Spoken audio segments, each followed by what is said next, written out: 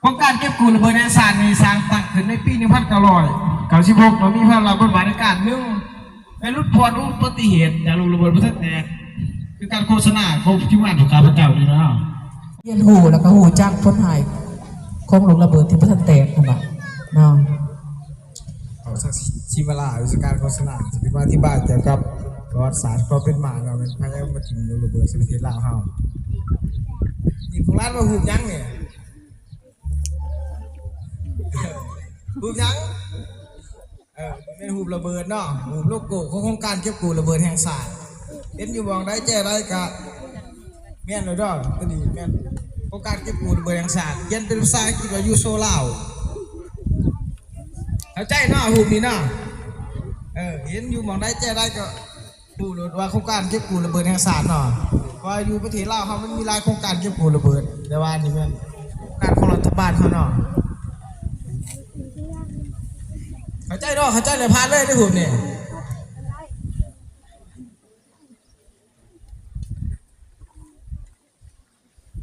นี่แม่นข้อมูลการถิ่มของลูกระเบิดเนาะแต่ปี1964ฮะปี1973จะปีของล้านว่าเก่าปีเก่งหลายเนาะต้องมึงเสยเด้อไอ้แบบภูมิจังของล้านว่านี่ลูกระเบิดบ่นี่แม่นหูแผนที่ประเทศลาวแม่นบ่ผู้ว่าจุดสีแดงๆนี่หมายถึงหยังแม่นข้อมูลการถิ่มระเบิดเนาะเที่ยวนี่เที่ยวย้อนของเพิ่นเลยนี่เนาะแดงๆมันมากไว้เนาะถิ่มละมันก็มากไว้เห็นบ่เสียงควงนี่เขามาลายนี่บ่เป็นสีแดงนี่แม่นข้อมูลการถิ่มระเบิดเด้อบ่แม่นเลือดเด้อสีแดงๆนี่แม่นข้อมูลการถิ่มระเบิดปี1964ฮะปี1973มันใช้เวลาอยู่9 ปีเนาะระเบิดประมาณ2 ล้านต้นเนาะไอ้ทีมเซเพนที่ลาวเฮาในปี1964ฮะปี1973มันระเบิดปุ๊บปีหัน280 ล้านหน่วยเนาะต้นใหญ่4 ล้านหน่วย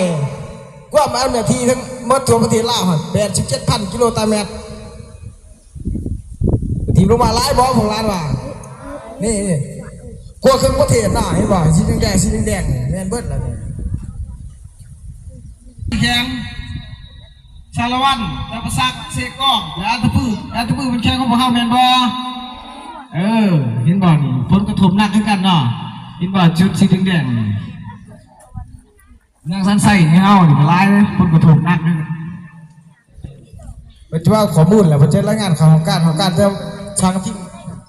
เรื่องงานที่3เนี่ยเนาะมาสำรวจด่านวิศวการเนาะตัวนี้เขาจะสำรวจสัจจกวนตัวนี้เด้อเรื่องงานที่3นี่สำรวจสัจจกวนบ่คือสำรวจบริเวณด่านวิศวการนะครับบ่ได้สัจจกวนเนาะเรื่องงานที่4คือเรื่องงานกวดกู้พื้นที่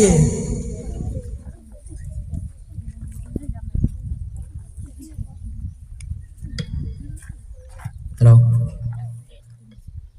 สบายดีผู้หลานอันข้าพเจ้าซื้อคณวันเนาะมหาหลักเป็นประเด็นอธิบายเกี่ยวกับชนิดบ่มบีเนาะกับลูกปืนอันข้าพเจ้าที่ได้อธิบายในภาคนี้บ่เนาะภาคนี้แล้วจะอาจจะภาคนั้นเนาะระเบิดทั้งหมดมีอยู่5 ประเภทเนาะตั้งที่เป็นบ่มใหญ่ที่2เป็นบ่มบีเนาะที่3เป็นลูกปืนที่4เป็นระเบิดมินเนาะที่5เป็นระเบิดมือเนาะมี5ชนิดเนาะ5 ประเภทเนาะของร้านเนาะแต่ว่าถ้าว่าระเบิดนี้มีจักประเภทของร้านตอบได้บ่มีจักประเภทเนาะ1บ่มใหญ่เป็นบ่2ระเบิดมือเนาะ3ระเบิดฝังดินเนาะก็คือมิน4ลูกปืนบ่มบีเนาะ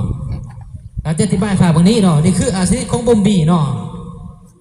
บ่มบีนี่เป็นลูกระเบิดชนิดหนึ่งเนาะที่เขาใส่ยศเนาะมาถิ่มใส่เนาะก็เอิ้นว่าระเบิดมาจากกระปากเนาะระเบิดชนิดบ่มบีเป็นระเบิดที่ว่าแตกง่ายที่สุดเนาะก็เอิ้นว่าระเบิดลูกว่านเนาะยกตัวอย่างลูกนี้เนาะมีอายุ3เนาะคือตัวนี้นะส่วนหลายสมัยสงครามเนาะเขาจะเห็นดอกเนาะเขาจะไม่เห็นตะเกียงเนาะก็เอิ้นว่าระเบิดตะเกียงเนาะแต่จริงซื้อของมันเป็นปีอายุ3 ลูกเนาะลักษณะสีสันหูพางของมันนี่เนาะมันจะเป็นสีเหลืองเนาะเห็นบ่ล่ะตัวนี้มันกระทบแตกทั้งหัวเนาะตัวนี้แต่ว่าเฮาไปจับไปบ่ายเนาะไปหมากไปทุบ ไปโยนไปจูดไปเผาเนาะมันจะแตกใส่เห็นไรเห็นไหคนเฮาอันบาดเจ็บเสียชีวิตเนาะถือขากับขาขาดถือแขนกับแขนขาดพวกร้านมักบ่แนวนั้นอันบ่มักล่ะเห็นล่ะบ่ให้เป็นลิ้นลูกระเบิดได้เด้ออันตรายเด้อยกตัวอย่างคือลูกนี่คือกันเนาะมีอายุ24นี่เนาะคล้ายๆคือหมากตุ๊กตาซุกเนาะลักษณะหูพาของมันพวกร้านเคยเห็นบ่หมากตุ๊กตาซุกเคยเห็นบ่หน่วยมันจะเป็นสีเหลืองๆนี่เนาะแต่ว่าบาดเห็นอยู่ป่ามันอาจจะบ่เป็นสีนี่เนาะเพราะว่าอิงตามสภาพหลายปีเนาะมันจะถือแดดถือฝนเนาะสีสันของมันจะเปลี่ยนเนาะหลอกเนาะมันจะเข้าเมียงเนาะแต่เป็นมันๆนี่ถ้าว่าเห็นอยู่ป่าเนาะให้เข้าใจว่าเป็นลูกระเบิดเนาะเห็นเล็กเศษเนาะเกิดว่าบ่มบี้ตัวนี้บี้อายุ24เนาะตัวนี้มันแตกง่ายเนาะแตกในเวลาหยุดปิ่นเนาะเวลาถิ่มลงมาเนาะทั้งหมดนี่เป็นว่าอันตรายหมดเนาะเกิดว่าเป็นชนิดอะบ่มบี้แตกง่ายที่สุดเนาะอันนี้มันว่ายังใหม่ๆเด้อโบราณเด้อมันจะเป็นสีนี่ถ้าเห็นอยู่ป่ามันอาจจะเป็นสีนี่เนาะมันจะหน่วยมันจะเข้าเมียงเด้อนี่มันจะเข้าเมียงเนาะอันนี้ก็แม่นบี้อายุ17เนาะตัวนี้คือว่าระเบิดควันเนาะควันแล้วมันมีถ่านฟอสฟอร์เขาอยู่ในอันนี้เนาะในหน่วยเนาะเวลามันแตกไปแล้วเนาะมันอันนั้นมันจะปฏิกิริยากับอากาศเนาะเฮ็ดให้ถ้าว่าเฮาหายใจเข้าไปนะมันจะไปทำลายปอดของพวกเฮาเนาะเฮ็ดให้เฮานี่หายใจบ่ได้เนาะปอดแล้วก็ปอดจีกปอดขาดเนาะระเบิดว่าไงว่าระเบิดควันเนาะตัวนี้เนาะมีอายุ17นี่เนาะ WP นี่เนาะระเบิดควันเนาะตัวนี้มันจะแตกเป็นสะเก็ดเลยเนาะทั้งหมดนี่แม่นอันตรายเนาะพวกร้านเห็นพวกร้านสิจับบ่สิบ้ายบ่สิโยนบ่สิมาบ่เป็นยังจะบ่มาอันตรายเนาะเข้าใจบ่เรียงรายก็เสียงตบมือสมเสยแดงแล้วภาคต่อมาแม่นลูกปืนโคกเนาะพวกร้านเคยเห็นบ่อยู่นี่ลูกปืนโคกแต่บ่เคยเห็นล่ะมาฟังอธิบายเนาะนี่แม่ซื้อของลูกปืนโคกเนาะอันนี้ลูกอย่างคือลูกนี่เนาะ82มมเนาะ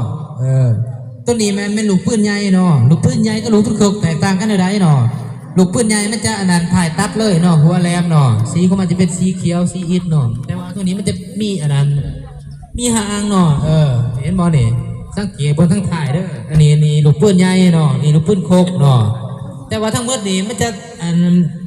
ตั้มเนาะแตกเป็นไฟเนาะเฮ็ดให้คนเฮานี่บาดเจ็บเสียชีวิตเนาะว่าชนิดลูกปืนเนาะตัวนี้เนาะเข้าใจบ่พวกหลานผู้เรียนลูกระเบิดแล้วเฮาสิเป็นแรงงานไทยเนาะจะมีอยู่ในนี่และนี่ก็แม่นการเสียงไผ่จากลูกระเบิดอยู่บนนั้นแตกเนาะและหูภาพที่1พวกน้องหูบอเพิ่นกำลังเฮ็ดหยังพ่อแม่เนาะเพิ่นกำลังสอนลูกหลานเนาะอย่าผูกเกี่ยวกับคนหายล่ะความอันตรายของลูกระเบิดที่บนนั้นแตกเนาะลูกหลานต้องเชื่อฟังคำแนะนำของพ่อแม่บ่ให้ไปลิ้นระเบิดที่บนนั้นแตกพวกลูกพวกหลานเนาะพวกน้องพวกหลานต้องเชื่อฟังเนาะคำแนะนำของพ่อแม่เวลาเพิ่นบอกสอนเนาะให้เฮาฮู้ว่าลูกระเบิดมันเป็นอันตรายเนาะเฮาก็ต้องเอาฮู้คันเฮาฮู้แล้วว่าลูกระเบิดมันเป็นอันตรายเฮาก็ต้องบ่ไปจับไปลิ้นเนาะบ่ไปโยนไปหย่ายเนาะคือเอาฮู้แล้วเนาะว่าลูกระเบิดอันตรายเฮาก็บ่ไปจับเนาะวิธีการหลีกเลี่ยงเนาะสมมุติว่าไปป่ามาดงแล้วไปโผล่เห็นลูกระเบิดหรือว่าเลขเสียแปลงหูแปลงตาเนาะเฮาก็บ่ควรไปจับเนาะไปโยนไปหย่ายเนาะเพราะว่าเฮาบ่ฮู้ว่ามันสิเป็นลูกระเบิดหรือบ่เนาะฉะนั้นแล้วก็ให้ระมัดระวังเนาะให้ผู้นั้นตั้งใจฟังเนาะเข้าใจบ่แล้วหูภาพที่3เนาะระเบิดที่บ่ทันแตกทุกชนิดอันตรายถ้ายังเอามาดินจะพายเสียชีวิตเห็นบ่คือในหูภาพนี่เนาะมีเด็กน้อยกลุ่มนึงเนาะเพิ่นเอาลูกระเบิดมาโยนลิ้นคือแนวนี้พวกน้องสิเฮ็ดบ่พฤติกรรมแนวนี้เป็นหยังจึงบ่ให้เฮ็ดแนวนี้ย้อนว่ามันมีความอันตรายเนาะพฤติกรรมนี่มันเป็นพฤติกรรมเสี่ยงเนาะเห็นบ่เพิ่นไม้พิษเนาะแม่นบ่ให้ลิ้นเด็ดขาดเนาะเอาลูกระเบิดมาโยนลิ้นเนาะถ้าว่าเห็นเพิ่นลิ้นลูกระเบิดแล้วเฮาสิไปลิ้นนำเพิ่นบ่มันบ่ให้ไปลิ้นนำเพิ่นเนาะคันว่าเห็นเพิ่นลิ้นก็ต้องหนีเนาะหนีไปใกล้ๆถ้ามันแตกก็แตกถึงใส่เพิ่นผู้เดียวเนาะเพิ่นก็ตายผู้เดียวเพิ่นแม่นบ่ก็ฮู้แล้วว่ามันอันตรายเนาะเฮาก็บ่ไปลิ้นเนาะแล้วหูภาพที่3ระเบิดเป็นหน่วยมนๆบ่ทุกคนอย่าคิดว่ามันเป็นหมักบูนเนาะผู้ร้านหูบ่ว่ามันเป็นเครื่องไม้หยังเครื่องไม้ตางมันบ่ เครื่องไม้ต่างเนาะไม้ความว่าหมักบุญกับระเบิดนี่มันแตกต่างกันเนาะอย่าสิคิดว่ามันคือกันเนาะหมักบุญนี่มีอยู่ไซส์โบราณหูบ่หมักบุญมันจะมีอยู่ตามเดินบุญตามหาอาหารเนาะเดินโรงเรียนนี่ก็มีเนาะหรือว่าตามของราวของการต่างๆเนาะแล้วระเบิดได้มีอยู่ไซส์แม่น้อยระเบิดมีอยู่ว่าบ้านป่าดงไผ่หน้าหัวสวนแม่นำลำเส้หรือว่าฝ่ายทหารเก่าเนาะบักบูดนี่อันตรายบ่ระเบิดนี่อันตรายบ่บักบูดนี่จับได้บ่ระเบิดได้จับได้บ่เป็นยังไงจึงบ่จับมันยานมันแตกใส่มันบ่ถ้ามันแตกใส่แล้วเสียเนี่ยคนเฮาเป็นแนวใดเสียชีวิตเนาะ ได้บ่ของขวัญให้บ่ถือบ่ตบมือสมใส่ให้แน่เก่งหลายเนาะบ่ลินมันอันตรายเนาะนอกจากบ่ลินกับบ่จับแล้วบ่ยังอีก บ่ให้มาก บ่ให้มากหยัง เปิด เป็นหยังพลาจังบ่มาก ยานมันแตกยานมันแตกอันตราย ย่านมันแตกและอันตรายถือบ่แล้วตอบถือบ่เด้ถือบ่ถือก็บ่สมใส่แน่เก็บหลายเอานอกจากบ่ให้ลินให้มากแล้วบ่ให้ยังอีก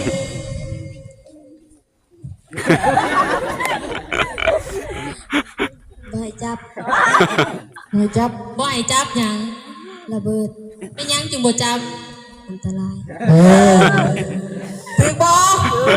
ถืออีกบ่ได้บ่เสือได้บ่ได้บ่ตบมือสมใส่ให้แน่เก่งหลายเอาผู้ต่อไป ไปบัดนี้หามหยังอีกบัดนี้ ห้ามจับห้ามบายห้ามโยนห้ามลิ้น ห้ามจับห้ามใบห้ามโยนห้ามลินถือบ่ถือบ่ถือหรือบ่ถือถือตบมือสมใส่อีกเท่านึงเก่งหลายวิธีเป็นเก่งเนาะเอาผู้ต่อไป เกิดมาอะไร เห็นระเบิดแล้วเฮาสิเอามาจูดบ่ บ่ ย้อนหยังจะบ่จูด ยันมันแตก มันแตกขึ้นแล้วเฮ็ดให้คนเอาไปแนวใด เสียชีวิต มากบ่แนวน่ะ บ่ บ่มากเลยสิจับบ่ บ่ เก่งหลายเนาะขอเสียงตบมือซื่อๆแน่ เอาผู้สุดท้ายสมมุติว่ายางมาห้องเหียนซะมาพบเห็นลูกระเบิดอยู่บนทางเขาห้องเหียนสมมุติซื่อๆเนาะส่วนมาหอดห้องเหียนน่ะร้านสิมาบอกใครอยู่ห้องเหียน บอกครูอาจารย์ นอกจากครูอาจารย์บอกให้อีก ครู นอกจากครูให้อีกแค่นบ่มีว่าอยู่นี่บอกมาห้องเหียนนะมีมาหูซ้ายอยู่นี่แค่นก็มีเหรอมีแฟนเหรอบ่ยังเสือนะเอาบอกครูอาจารย์บอกครูถือว่าเป็นคำตอบที่ถูกต้องต้องมือสงสัยให้แน่เอาวันละต่อไปนี่เขาเชิญทั้งทานอันนั้นมิกฮะดองมาจากอันนั้นบริษัทเทคเรือผู้ให้ทุนสนับสนุนประจำอยู่โครงการเก็บกู้ระเบิดแห่งชาติประจำแข้งอัตปืนของพวกเราคืนมาบอกของขวัญให้น้องหน่อยนักเรียนให้พวกเราเอาเขาเชิญเลยทัน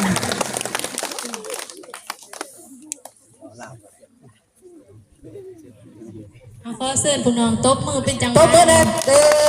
จังหวะเป็นจังหวะครับ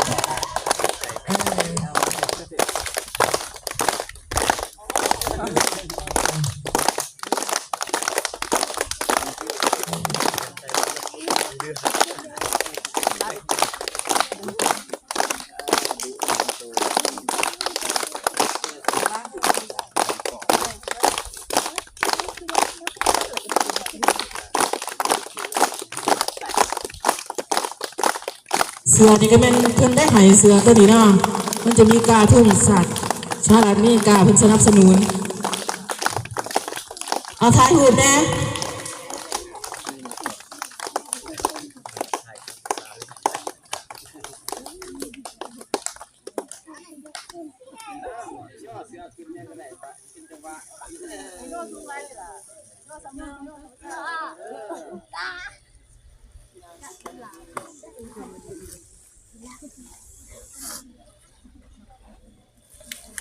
เจ้าเข้าใจขอบใจเขาบอลขอบใจได้หลายงามๆแล้วจากทีมงานเด้อ ปึ้มนี่บ่มีขายในตลาดมีแต่อยู่โครงการกับกูระเบิดเท่านั้นเนาะเสือคือกันบ่มีขายในตลาดมีแต่อยู่โครงการกับกูระเบิดแห่งศาสตร์ประจำแข้งอัตตปือเท่านั้นเนาะเอาอยู่ได้หันว่าจะมีหูลูกระเบิดทุกชนิดอยู่ในหันให้ทุกร้านเอาไปเบิ่งเนาะไปศึกษาเบิ่งอยู่ในหลังปึ้มนี่มันก็มีเมดเนาะแล้วผลกระทบหยังต่างๆก็มีเมดอยู่ในผูกผาบอยู่ในปึ้มเขียนนี้เนาะเอาข่าวบอลทุกร้าน